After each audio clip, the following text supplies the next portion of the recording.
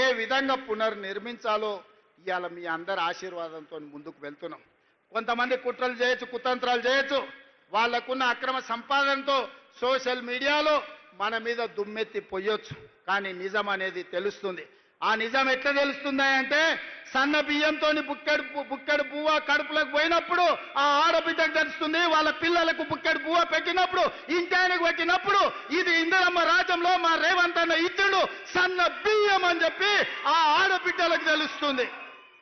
ఇవాళ 60,000 మంది నిరుద్యోగ యువకులు ఉద్యోగాలు వచ్చి ప్రతి నెల జీతం కోసం సంతకం పెట్టినప్పుడు ఈ ఉద్యోగం మా రేవంత్ అన్న ఇచ్చిండు, ఆయన వచ్చినాకనే మాకు ఉద్యోగం వచ్చింది అని చెప్పి అతను గుర్తు చేసుకుంటాడు. ఇవాళ గవర్నమెంట్ స్కూళ్లలో, రెసిడెన్షియల్ పాఠశాలల్లో చదువుకుంటున్న విద్యార్థులకు 40% డైట్ ఛార్జెస్ పెంచడమే కాదు, ఆడబిడ్డలకు 200% కాస్మెటిక్ ఛార్జెస్ పెంచినాం కదా. ప్రతి నెల అవి పొందినప్పుడు ఆ బిడ్డలు గుర్తు చేసుకుంటారు.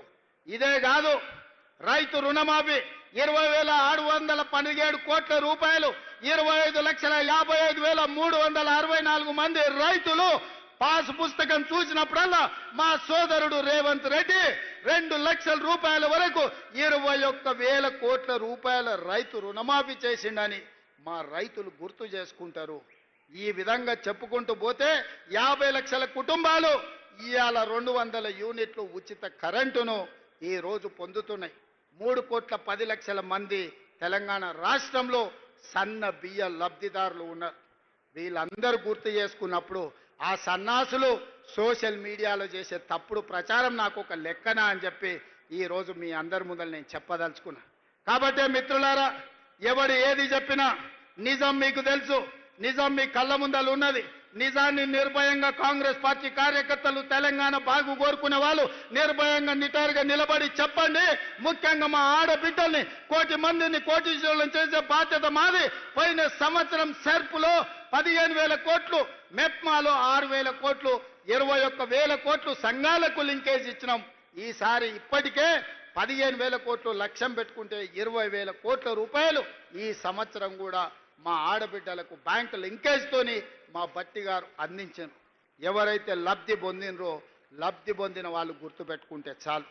ఎవడైతే తప్పుడు ప్రచారం చేస్తుండో కడుపు నిండా విషం పెట్టుకొని ఆ విషంతో విష ప్రచారం చేయడం ద్వారా మన ప్రతిష్టకు భంగం కలిగించాలనుకుంటున్నారు. నేను వాళ్ళందరినీ పట్టించుకోదలుచుకోలేదు, వాళ్ళ దిక్కు చూడదలుచుకోలేదు. ప్రతి ఊర్లో ఒకడో ఇద్దరో తాగుబోతులో సన్నాసులో ఉండనే ఉంటారు.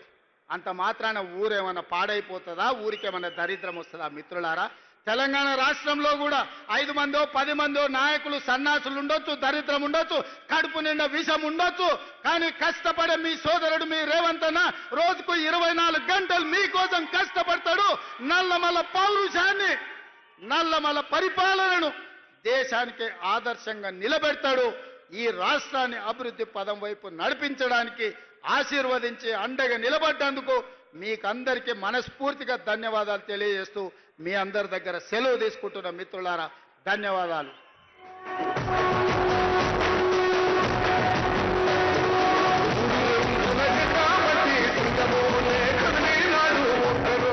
గిరిజన సంక్షేమ శాఖ పుస్తకాన్ని ఆవిష్కరిస్తారు. అలాగే అచ్చంపేట నియోజకవర్గపు స్వయం సహాయ సంఘాలకి 119,50,00,000 రూపాయల చెక్ అందజేస్తారు. మురళీకృష్ణ గారు. హలో. స్వయం సహాయ ఇందిరా సోలార్ గిరిజన వికాస పథకం సంబంధించి ప్రత్యేక సంచిక ఆవిష్కరణం, అలాగే నాగర్ కర్నూలు జిల్లా